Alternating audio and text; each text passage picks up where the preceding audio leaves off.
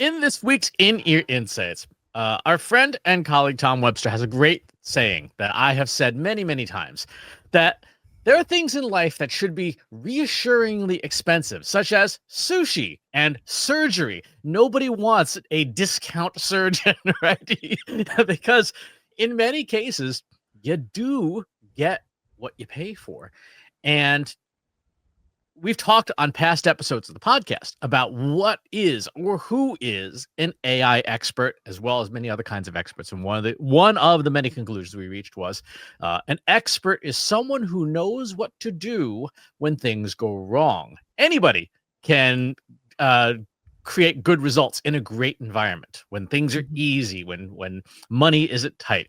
But you really can tell the experts when the rubber hits the road and what is it? When the going gets tough, the tough get going. That's the old song lyric.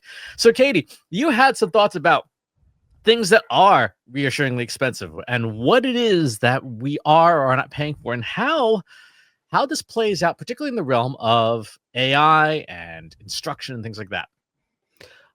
Well, to your point about surgery being reassuringly expensive, it reminds me, I'm sure we have a lot of Simpsons fans.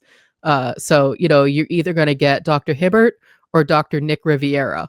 And I think in the AI world right now, unfortunately, and, I'm not trying to throw shade against people who are out there trying to make a living and with any new tech, you have to start somewhere, but there's a lot of Nick Rivieras out there right now that don't have the long tenure with technology such as AI that other people such as yourself, Chris, do. And that's not to say you're the only person who's an AI expert. There's a handful out there, but it is a handful of, experts who've been working in this space long enough to say, I've seen enough to know what's going to go wrong. And I think that that's one of the big distinctions right now is, have you been in the space long enough to see more than just, to your point, really good results in a really good environment?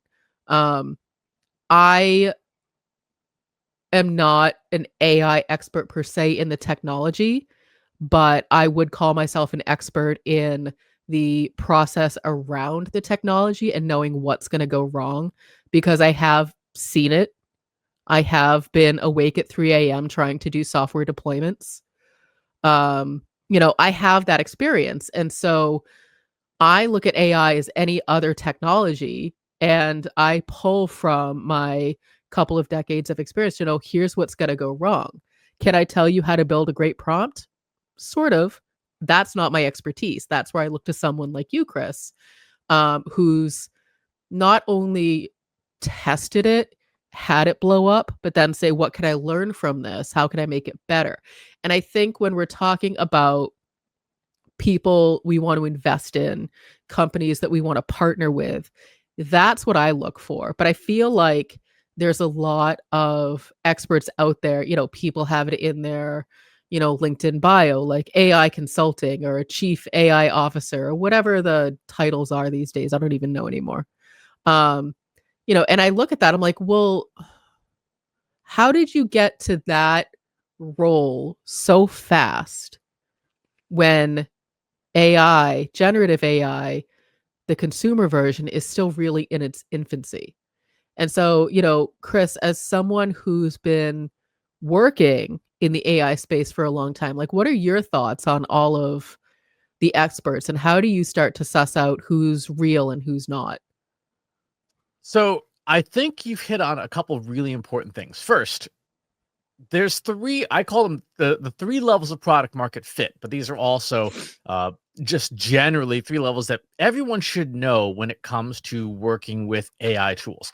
And so if you're unfamiliar, product market fit is basically, there's 3 things: done by you, done with you, done for you.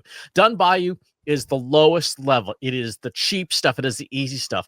In product market fit, this is things like books, right? You can get a lovely book for only $29.99. You have to do everything. You got to read it. You got to think through it. You got to apply the lessons for it. You got to draw conclusions from it. Nothing is done for you. The book is there, but it's cheap, right? It's cheap, it's accessible. Then the second level up is done with you. In product market fit terms, this is things like courses where, yeah, a good amount of the thinking is done. You have to do the rest of the thinking and you still have to apply it. And at the highest level is done for you. This is where a company like Trust Insights says, you know what? You want help. You know what you know what you don't know, and you don't know how to do this or don't know how to do it well. We will come in and do it for you. And you will get a great result. But that is the most expensive level of investment because someone else is doing it. It's like the difference between a recipe, a meal kit, and dining out. When we talk about AI experts and we talk about reassuringly expensive, those three levels still apply. So people who are Chat GPT prompt experts are still at that very lowest level. And nothing wrong with that. Nothing wrong with that. But the number of things that can go wrong at that level is very small, right? Oh, you mistyped the prompt, right? You're not going to break anything. Then you get to that middle level of like GPTs and gems, and we're starting to look at workflows like N8N and stuff. Guess what? At that point, there's more things that go wrong because you're starting to connect other systems. You're starting to customize. You're starting to build a little bit of infrastructure. And at the highest level, you have things like enterprise AI deployments, custom builds, AI agents. And at that level, a whole bunch of things can go really, really, really wrong. You can, oh, look, my generative AI model just deleted my production database, right? Which happened not too long ago. It was on Threads. Somebody, the Claude said, you know what, this database is unnecessary. I'm going to drop it. And they dropped the production database. And where, to your point, Katie, the expertise comes in is at each of those levels, how much can go wrong? And do you know what to do when it does? And that's where a lot, and this is where the confusion is. A lot of people who are at that lowest level of Chat GPT prompt expert, you put them in an N8N workflow, or you put them in an enterprise compute environment, and they're lost. They don't know what to do. And if they don't have enough self-awareness to say, I'm in over my head, and they try to fake it, there's a lot of dudes, and it's almost always dudes. There's a lot of dudes who have Dunning-Kruger syndrome.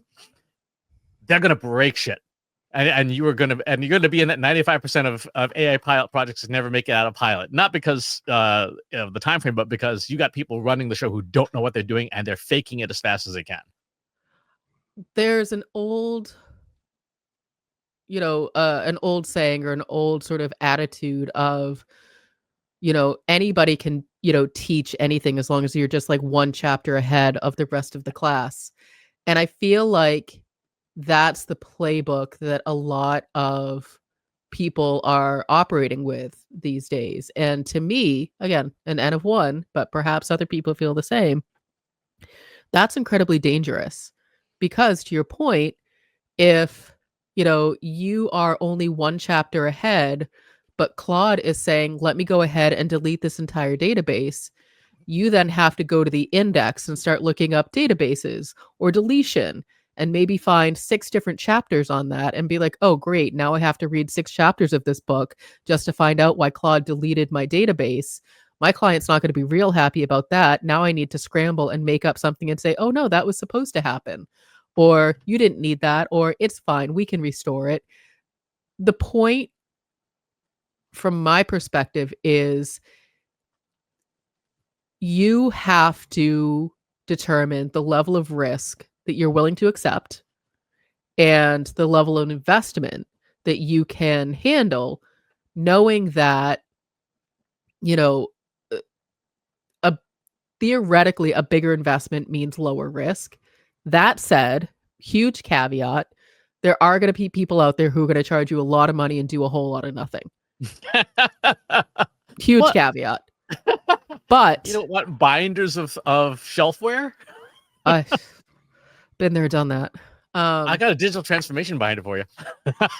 But that's the thing is, and I feel like, and this is, we've talked about this before. One of the reasons we started Trust Insights was to sort of, fight against that, feeling that consultants just kind of black box everything and leave you with no real action, or they haven't done anything. They've just sort of like theorized you to death and, to your point, given you binders. I feel like I've lost the plot a little bit, but I think what I was talking about, let me go back, is it's a buyer beware market. There is no shortage of experts, quote unquote experts, who are willing to upcharge and take your money or lowball you to get their foot in the door and try to get access to everything.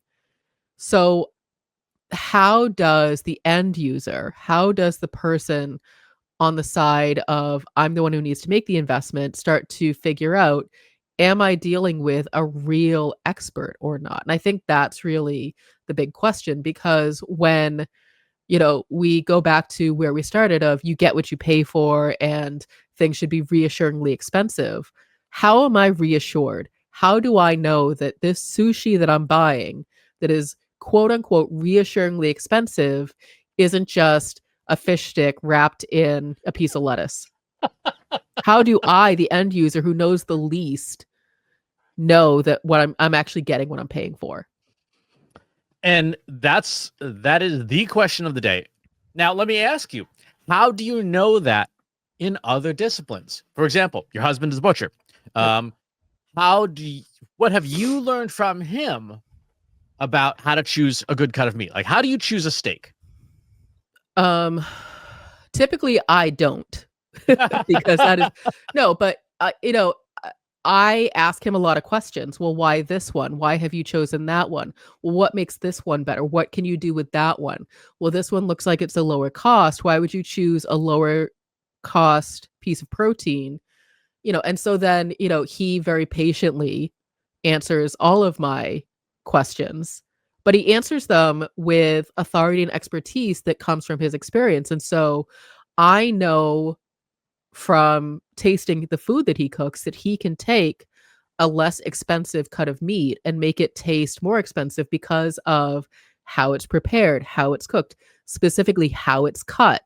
That's one of the big, not so secrets is a lot of the end result is how a piece of protein is cut. And so once you cook it, you have to cut it a certain with the grain, against the grain. Like, these are things that I'm not even going to try to explain, because again, not my expertise, but things that he knows really well. And when I say, well, what kind of cut is that? He can actually diagram out for me where a certain cut comes from. And I could go ahead and like check his answers, see if he's BSing me, like that's fine. But I trust him and I know that he knows what he's talking about. But that's one of the ways that I've been able to determine expertise, is just asking a lot of questions. Even if I don't know the answer, it's the same as an interview. You have to ask a lot of questions like, well, what about this? And have you thought about this? And sometimes when he chooses a cut of meat, it's the wrong one. But then we learn from it and we have a sort of mediocre meal, but otherwise we learn from it. So I think you've boiled that down really nicely into a couple of different things. Number one, you as the buyer have to have at least the vocabulary to be able to say, okay, well, what is the marbling on this steak, right? Like, hey, there's absolutely no fat on the steak whatsoever. So that is going to be like eating my shoe. Two is you have results, right? So you know that more than anything, the expertise is there because you get good results. You get edible meals most of the time. I would say like 99% of the time, it's an amazing meal, to his credit. Yeah. Right. So you may not necessarily know the process, but you know the outcome. So if we think about the 5 Ps, right? You have purpose, people, process, platform, performance. The purpose is to have a good meal. The performance is you had a good meal. Even if the middle, people, process, and platform, even if the middle is a black box, what your purpose was, and the performance was good. And so that middle part, the people, process, and platform, you may not know what happens in there, but you can say, yeah, this black box delivers a good result 99% of the time. Right. That's how you judge any level of expertise, but especially in generative AI. You say, here's what I want to do. And then you say, who's done this? And can you show me the results? You don't have to explain them, like, because a lot of people will do, well, understandably, proprietary, black box, super secret, whatever, which is fine. But you can still see at the end result, yes, this person got the thing. So, real concrete example, there are a whole lot of people right now who are saying a whole lot of nonsense about optimizing content for AI. Most of that is the methodology when they bother to explain it at all is so bad that you're an idiot. Everyone's saying, "Oh, you must do this on Reddit. This is this is the ultimate thing that you have to do," and then they never explain any of it. This happened at Inbound. There's a whole conversation on LinkedIn about a certain speaker at Inbound. We're not going to give him any airtime here. I saw that this morning. Yeah, and I'm like, I know exactly what that dude is doing, and I know how to do it. And it's mostly black hat. It's mostly in violation of the terms of service. So good luck to your brand if you do those things. There are legitimate ways to do that, and we can talk about that maybe on a live stream sometime. But you look and say, what are the results? Show me what results you got, and are they sustainable results? Are they ethical results that you did well? And when we look at the space around AI optimization, like, who can show results? And the answer is not many people. Not only because there's a lot of big questions, like, you don't get insights into what ChatGPT actually says in conversations. You just won't. But also, it's so new and changing so fast that someone who got results 3 months ago, that might not be relevant anymore because the technology has changed. Google's AI mode just rolled out a brand new AI deep mode like a week ago. Totally new. It's basically deep research for AI mode. And now everyone's like, well, all those strategies are totally different again. So that's what I would say is take the 5 Ps, assume you're only going to get limited visibility into people, process, and platform, but you know your purpose and you know the performance you're looking for. And when it comes to finding those experts or evaluating someone who's an expert, say, show me your results.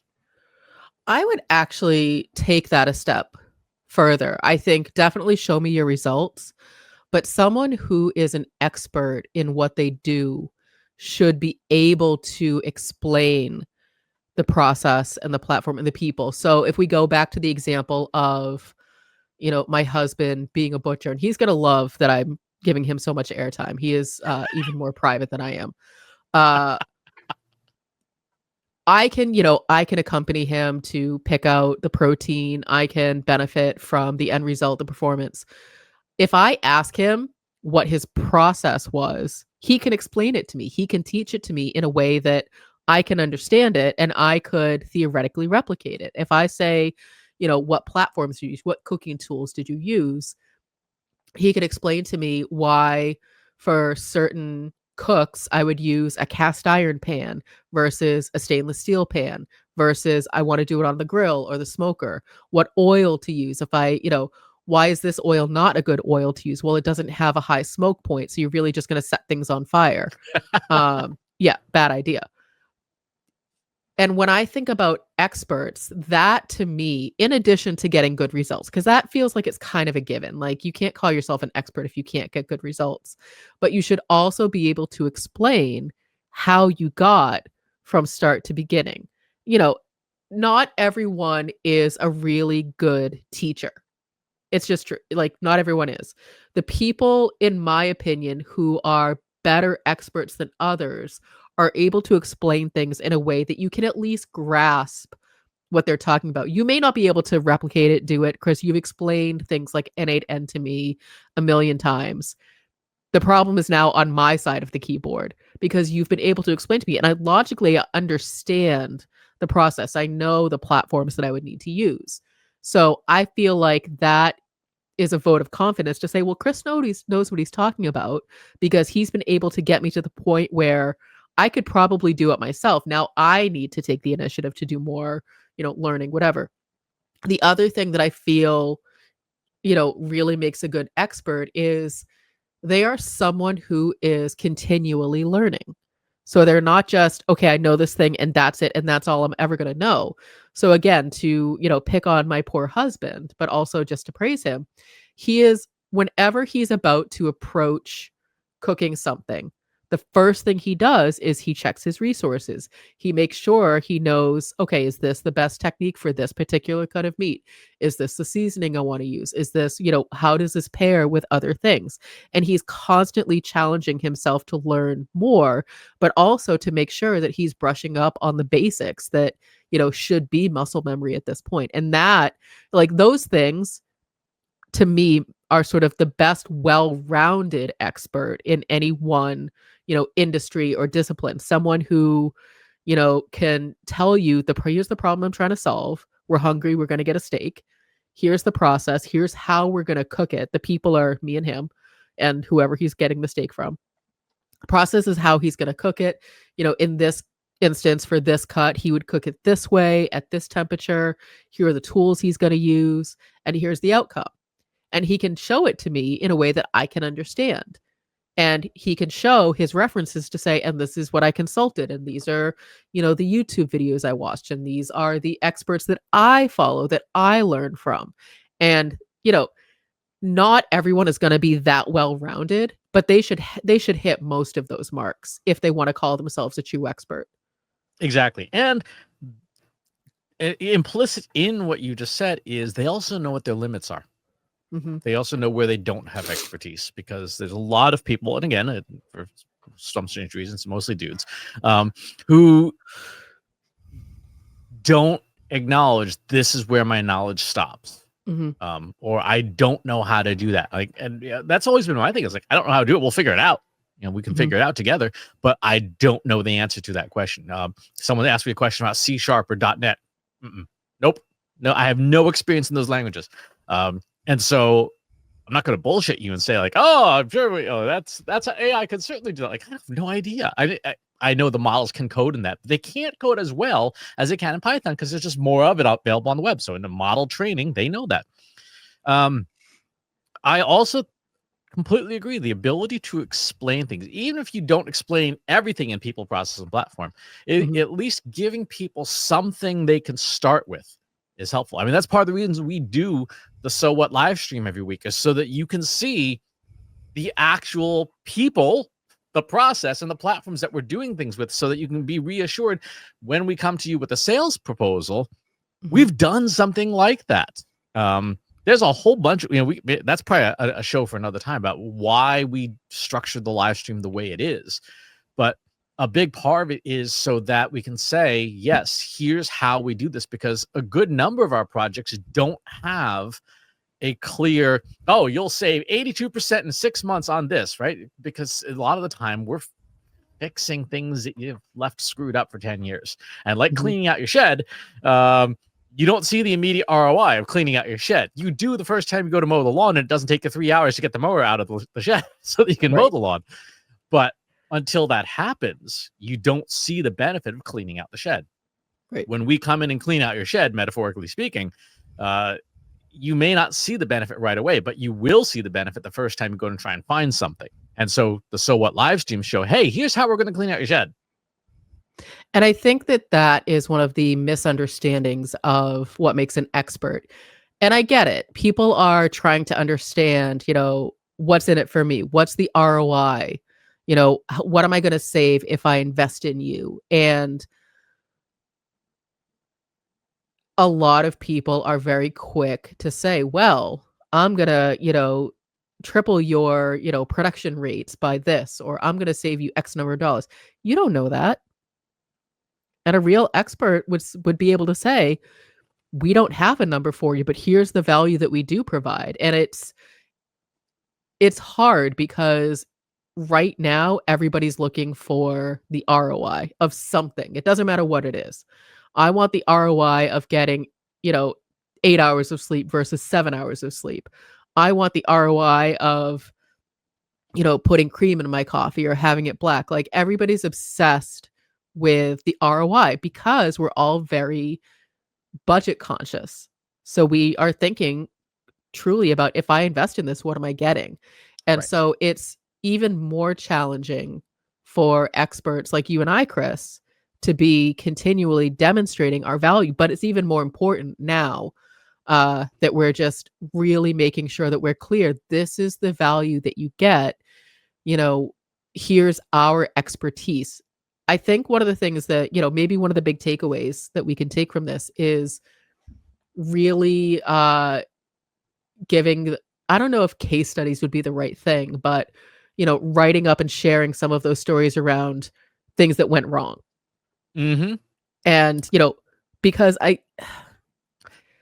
not You're only right. does it humanize us, but it also shows like we've been there. And this is why we feel confident approaching this problem, because we've done it. And here's what we learned from it, the lessons learned. I feel like that's a huge value, because people want to know, have you seen this before? We get Right. asked that question a lot of, have you ever worked with this system before? Have you seen this before? What goes wrong with this? And I feel confident that we can answer that. So I think the big takeaway is that you and I need to make sure we're putting that information out there. And the other thing that is an add-on to that is that the definition of case study. So there's a marketing case study, like, hey, here's the thing. But then there's the HBR, Harvard Business School style case study, which is really just storytelling, telling good stories. And I think that, to your point, is exactly where we would want to go to build. Say, like, yeah, this does not have an immediate ROI, but here's how it benefits you, and here's how we've seen this play out. Like that one company that the sales team refused to let the marketing team see their data because sales was doing so poorly, right? So, stories like that, though, are great to share. And maybe we have a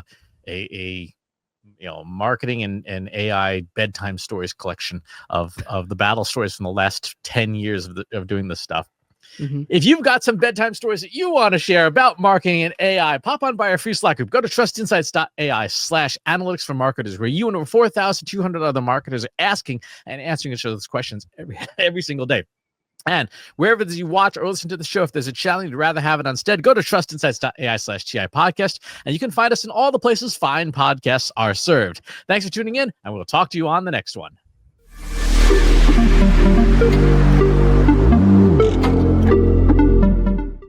Want to know more about Trust Insights? Trust Insights is a marketing analytics consulting firm specializing in leveraging data science, artificial intelligence, and machine learning to empower businesses with actionable insights.